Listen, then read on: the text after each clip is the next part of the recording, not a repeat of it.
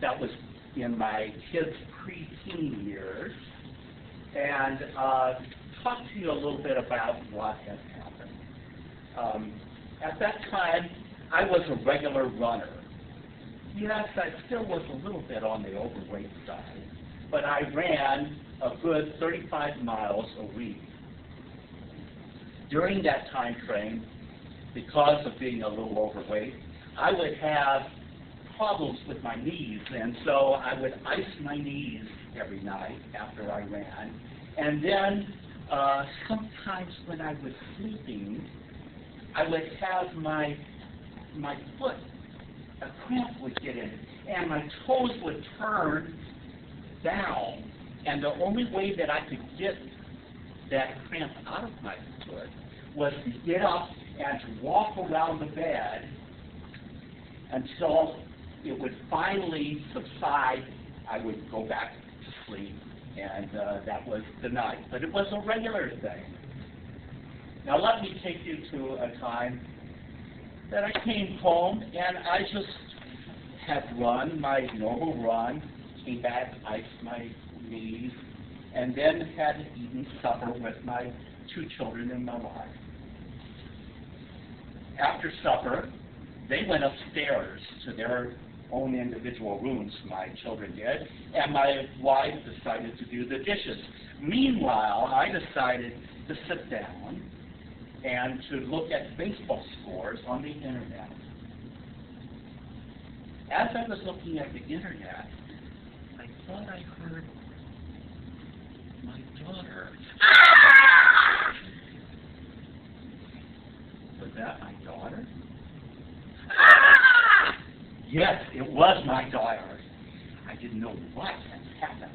So I jumped up out of the chair and ran towards the steps. Meanwhile, my alpha son was at the top of the stairs, and he was giving directions as to what had happened.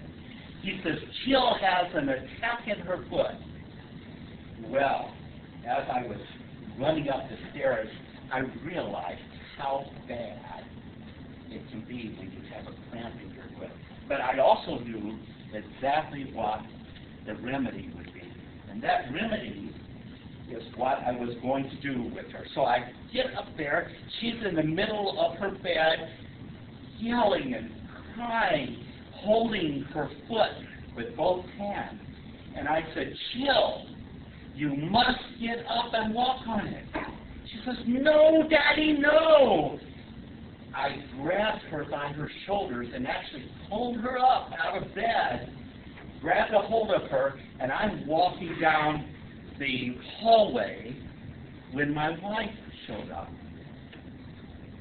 You know, sometimes wives just mess up a good prescription. She grabbed Jill, who was just crying so loud that I couldn't, it was hard to hear anyone think, and she picked her up.